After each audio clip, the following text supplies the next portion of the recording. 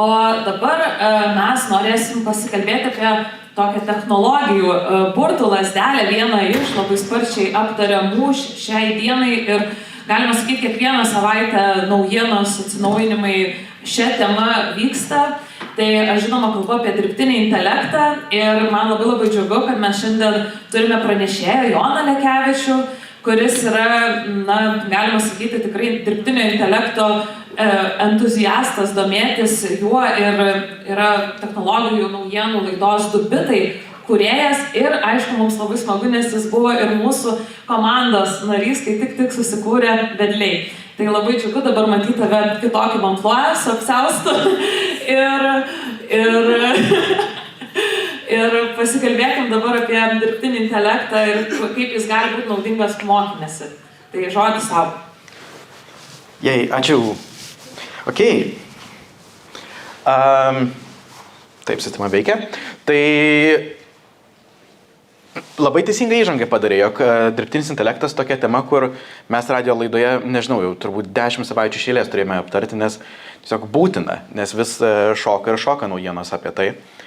Ir kai reikėjo apie tai pagalvoti, kaip tas ypač kažką keičia mokymo arba mokymosi kontekste, tokia frazė, kurią išgalvojau ir pabandysiu jums atskleisti yra, ką reiškia turėti Sokratą kišenėje ir kokie bus to kažkokie antraeiliai efektai apskritai toliau ateityje.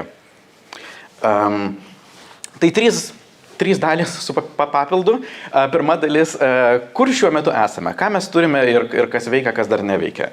Tai aš tikiuosi esate girdėję ir tikiuosi gal net teko pabandyti šiuos bičiulius ir draugus. Tai ypač išgarsėjusi ChatGPT, kurį labai lengva pasinaudoti ir manau jis yra gal geriausias pavyzdys to, ką aš laikau tuo Sokratų kišenėje. Bing AI ir manau yra geriausias variantas lietuviškai kalbėtis, jeigu jums anglų kalba nėra paprasta. Google Bard yra sunkiai Lietuvoje ir visoje Europoje pasiekiamas, prastas ir nekalba lietuviškai. Tai nebandykit jo. Bet graži ikona. Tai tiek galiu pasakyti. Taip. Tai čia yra turbūt gal daugiausia aptarinėjami dalykai. Įdomu yra, kur žmonės jau dabar juos yra nustūmę. Tai pavyzdžiui, viena iš tokių sistemų ir vėjas, į kurią pusę mes einame link, yra sistema pavadinimu Agent GPT.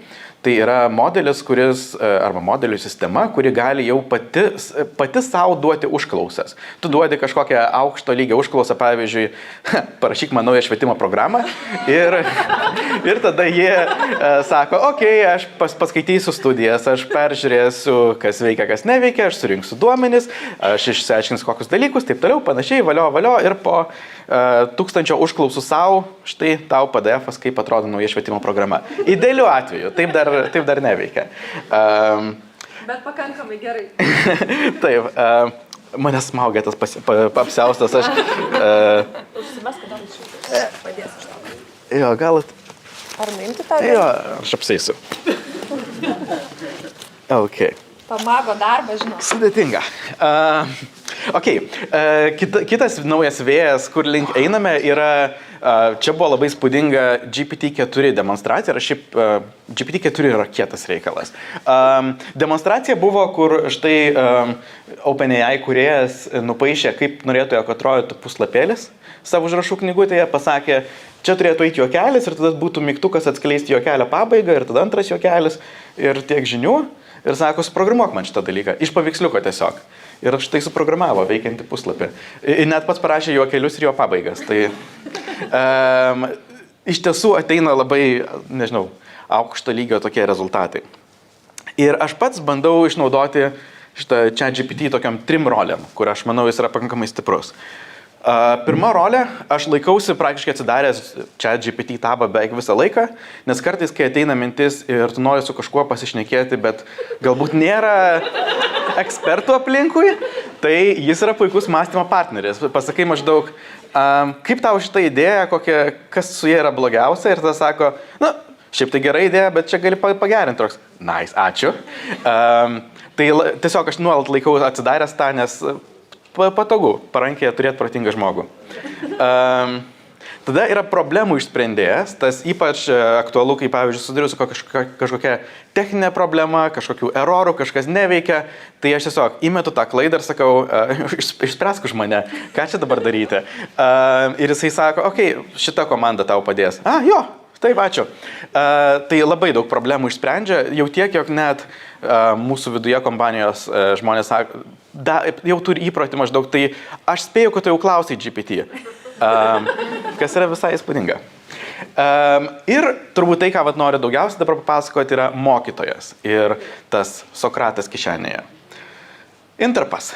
Kas galvojate, jog šiandien šnekėsime apie liežuvį?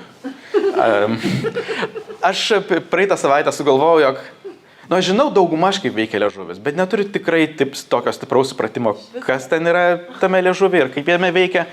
Ir galvojau, tai aš turiu tą Sokratą kišenėje, jis gali man papasakoti visgi, kaip veikia. Ir sakau, pabūk Sokratų ir paaiškink man, kaip mes atrandame rūgštumą, nes man būtent įdomu buvo rūgštumas, kaip veikia. Ir jis veikia, kaip mes ir tikėtume iš sokratiško metodo, jog pirmiausia bando suprasti, kur tu esi, kokį tu dabar supratimą turi, ką tu apskritai žinai apie skonį ir apie liežuvį. Aš sakau, jog, žinau, kad yra kažkokie skonio svogūnėliai, ką jie daro, nežinau. Ir tiesą sakant, aš apskritai nesuprantu, kas yra skonis. Judam toliau, gera pradžia. Kas manai padaro dalykus rūgščius? Aš biškis skubėdamas netai perskaičiau klausimą, perskaičiau jį lyg, kas yra rūgštu, sakau, citrina ir surūgęs pienas. Ir čia vėlgi, gal kažkoks konkretesnis algoritmas sakytų error, netoks atsakymas į klausimą, bet jis sako, čia yra pavyzdžiai su rūgščių dalykų, bet kas juos jungia, kas yra bendro tarp jų. Ir čia vėlgi, mielas Sokratė, aš niekiek neįsivaizduoju, kas juos jungia. Ir čia jisai duoda šiokį tokį atsakymą, jog juose yra daug vandenilio jonų. Šito nesitikėjau. Bet tada man kilo natūralus klausimas, aš jau dabar viso mūsų pokalbę nerodau, tokios sutraukiu viską į tai, kas vyko. Sakau, bet kaip liežuvis atpažįsta tos jonus, juk jie yra žiauriai mažutėliai, ar ne? Sako, jonų kanalai. O kiti skoniai irgi yra jonų kanalai. Ne, kiti yra G proteinų suporuoti receptoriai. Kas tokie? Ir tada aš savo pridėjau tokį dalyką, čia man frazė, kuri yra, nežinau, 18 klasiai, paaiškink, lyg man būtų 10. Ir vėlgi mano draugas Sokratas kišenėje sako, gerai, tau 10, tai bus tau pavyzdžiai. Įsivaizduok vakarėlį, bet yra tikrintojas prie durų, kuris pažiūri ir įleidžia tik tai savus. Gerai. Bet šiaip dar nesupratau. Kaip tai veikia? Kaip veikia tas tikrinimas? Kaip jie ten vienas kitą padaro? Įsivaizduok, jog yra slapti rankos paspaudimai. Ir ten tos molekulės ir visokie G proteinai turi tuos slaptus rankų paspaudimus, tuos secret handshakes, kuriuos vienas kitas gali pasitikrinti. Ir papasakoju apie visas molekulės, kurios yra taip pat pažįstamos. Ir tada man papasakojo apie tą natrio molekulę, kuris yra sūrumas. Ir tada man kilo klausimas, vėlgi galiu toliau klausti savo mokytoją, o tai kodėl natrio jonų kanalų net pažįsta vandenilio, juk vandenilis yra mažesnis, juk turėtų suveikti, ar ne? Ir tada sako dar vieną analogiją apie slaptą klubą, kur ten vėlgi tam tikri susipažinimai ir taip toliau. Sakau, ne, nieko nesupratau. Vandenilis mažas, natris didelis, vandenilis pralenda, aiškink dar kartą. Yra ne tik dydis, bet ir krūvis, ir ten hidracinis kiautas, taip toliau. Sakau, nieko dar nesupratau, aiškink man toliau. Ir tada jis man davė analogiją, kuri man iš tiesų suklikino. Sako, įsivaizduok didžiulę spyną ir mažą raktą. Taip, raktas įlenda į spyną, bet jis negalės jos atrakinti. Ir tada, tai vandenilis yra kaip mažas raktukas, kuris tinkas atrakinti tik tai mažą spyną. Ir tada aš padėkojau savo Sokratų mokytojui ir sakau, jaučiuosi supratęs apie rūgštumą. Tai čia buvo tas interpas, ką aš ir turiu omeny, jog toks asmeninis mokytojas, kuris aiškino man visais būdais, kol galiausiai supratau. Ir tada galėjau padėkoti. Ir kokia buvo to patirtis? Ar tai buvo geriau negu, pavyzdžiui, Wikipedia arba YouTube'as? Aš manau, taip. Yra tam tikri dalykai, kur tikrai aš ieškočiau konkrečiai, eičiau į Wikipediją ir YouTube'ą, jeigu noriu bendros apžvalgos arba jau jaučiuosi, jog mano atskaitos taškas yra geras. Bet jeigu aš žinau, jog aš knisiuos taip ir bandysiu suprasti, kas yra tie jonų kanalai, ne, aš noriu kažko, kas galėtų man mane vis nukreipinėti tam tikrą eigą.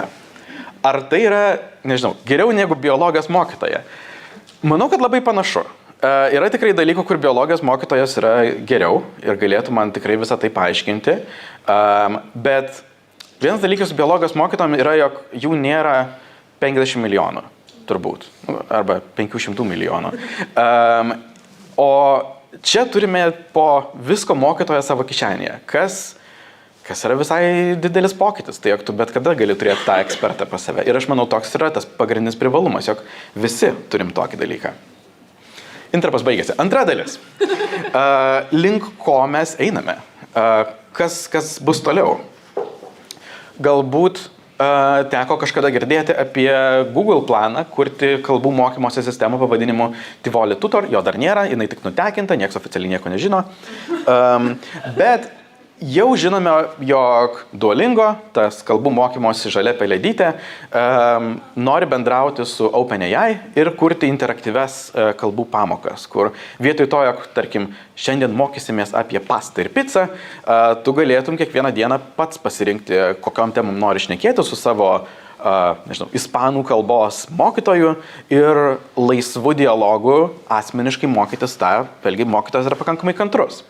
Tai kalbų mokymasis tikrai yra, manau, tas sritis, kur pakankamai greitai pamatysime interaktyvų dalyką, nes ypač kalbos modeliai su kalbom gerai daro. Technologiškai tai eina į keletą, manau, tokių funkcijų. Vaizdų generavimas, iki šiol beje viskas, ką matėte, buvo sugeneruota dirbtinio intelekto, šitie irgi yra sugeneruoti. Čia aš beje paprašiau ją pavaizduoti būtent tą molekulių slaptą vakarėlį, kurie turi slaptus pasisveikinimus. Tai visai gražu. Su vaizdų generavimu, manau, mes tiesiog pagerintume tą patį Sokratą. Jeigu jis man galėtų nupaišyti, kaip atrodo tas Jonų kanalas, ar aš galėčiau jo, pavyzdžiui, net vaizdų paklausti, apibraukti jo paveiksliuką ir sakyti, ką daro šitas liežuvėlis iš serijos. Galbūt jis man galėtų kažką papasakoti. Tai vaizdų įvestis ir išvestis, tas multimodališkumas yra dalis, manau, patirties pagerinimo. Kita patirtis, manau, dabar man tenka viską rašyti ir skaityti tekstu, kas nėra labai blogai, bet aš visai mieliau turbūt balsu šnekėčiau su savo dirbtinio intelekto asistentu ir ypač norėčiau galėti jį pertraukti. Vos jisai pasako žodį G proteinų suporuotis kažkas tai, aš noriu sakyti, va. Tai manau, tai yra toks vienas iš dalykų, kur einame ir emociškai aš jaučiuosi, jog čia ne dirbtinio intelekto sugeneruota, daugmaž toks momentas atrodo. Dar nėra bangos lūžio, bet mes tikrai jaučiame link kur vėjai pučia ir be lūžtanti banga. Na ir trečia dalis - egzistencinė krizė. Kas yra tas mokymasis dirbtinio intelekto akivaizdoje? Ir kur visa tai nueina?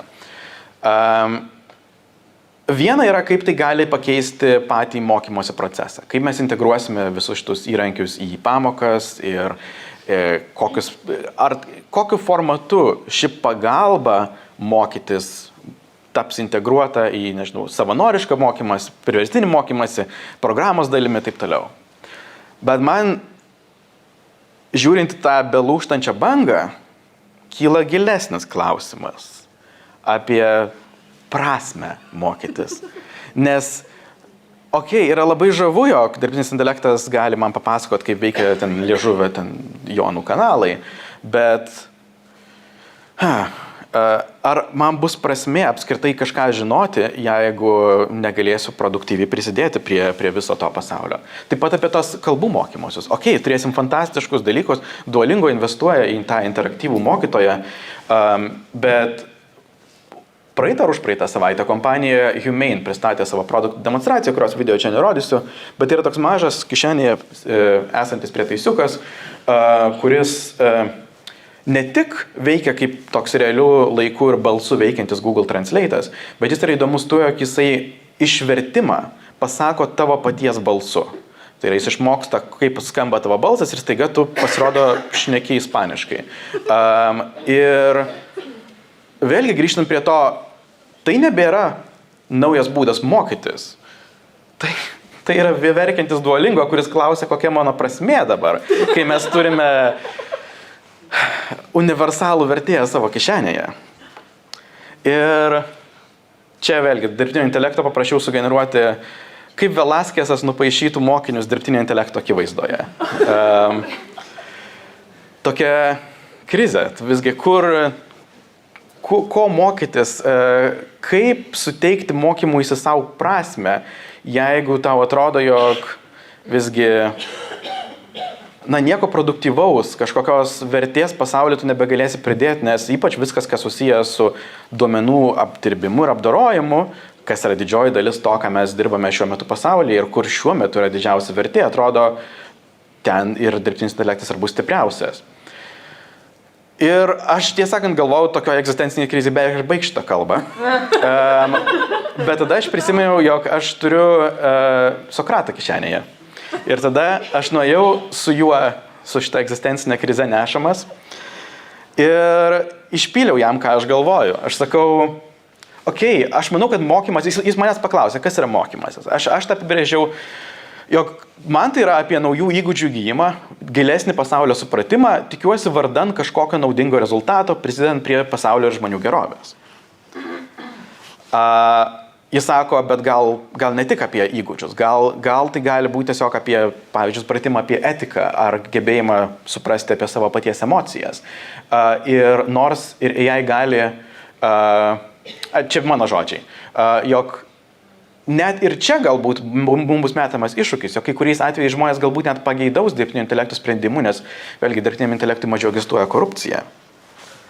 Ir kai dirbtinis intelektas man pradėjo pasakoti apie tai, čia mes vis tiek dar galime kažką kurti ir kentėti, man kilo klausimas, ar tai viskas? Tai žmonių indėlis te bus kažkoks mirtingumo patirtis, mūsų laiko išsekimas ir kūrybinės su tuo susijusios kančios ir viskas, o visa kita belieka dirbtinio intelekto kontroliuojamas pasaulio kūrimas. Ir čia į pabaigą iš tiesų dirbtinis intelektas mane šiek tiek šviesiau nuteikia apie tai, kas gali būti. Ir aišku, mes galime sakyti paprastus dalykus. Nuo čia visa prezentacija iki galo yra dirbtinio intelekto žodžiai. Jog žmonės, manau, bus išlaisvinti, tyrinėti, mokytis, augti srityse, kurių dirbtinis intelektas negali visiškai atkartoti, ypač subjektyvių patirčių, asmeninių santykių, fizinės patirties, manau, tai bus labai svarbus dalykas ir savęs refleksijos. Vėlgi, ėjimas į žmogiškumą, o ne duomeniškumą. Ir tada mokymosi tikslas gali perėti iš išorės link kažkokių vidinių tikslų, nuo išgyvenimo ir darbo konkurencingumo link mokymosi tiesiog asmeniniam augimui, supratimui ir savęs pasitenkinimui. Ir žmogaus vaidmuo tuomet gali pereiti nuo konkretaus mechaninio problemų sprendimo iki problemų, tikslų, etikos gairių apibrėžimo, o vėliau duoti tam Agent GPT jau atlikti tai, ką nori atlikti. Kaip patarimus mokytojams, ką toliau daryti, išskyrė 5 tokius punktelius. Tarpdisciplininis mokymas, jungiant dalykus, kurie pereina per vieną kažkokią ekspertizę ir jog žmonės varijuotų tarp jų. Minkštieji įgūdžiai, vėlgi, nes žmonės nori būti su žmonėm ir nori būti stiprus tame. Etika ir filosofija, nes aš manau, žmonės norės grįsti tam tikrus sprendimus tuo žmogiškumu ir mūsų supratimu, ką reiškia būti ribotiems. Ir pabaigai, tiesąkant, aš manau, 4 ir pats svarbiausias, tai yra gebėjimas mokytis, mokymasis mokytis.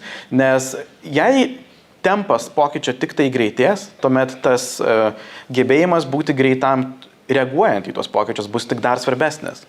Na, o paskutinis, jau girdėjau, mokymas programa atsirado, dirbtinio intelekto raštingumas, supratimas, kaip išnaudoti tą įrankių kraitelę, ką ištraukti, ką paimti. Ir pabaigai man pati gražiausia citata, kurį ir norėjau pabaigti. Jis, tiesąkant, parašė man šitus 5 punktus ir tuomet paskutinis sakinys, kurį pridėjo, buvo šis. Pasaulyje, kuriame vidinė motyvacija vaidina didesnį vaidmenį, mokytojai galėtų sutelkti dėmesį į pagalbą mokiniams atrasti savo pomėgius ir aistras, skatinti smalsumą ir skatinti esmę, meilę mokymuisi. Ačiū. Bravo, garsiai paplokim Jonui Lekevičiui už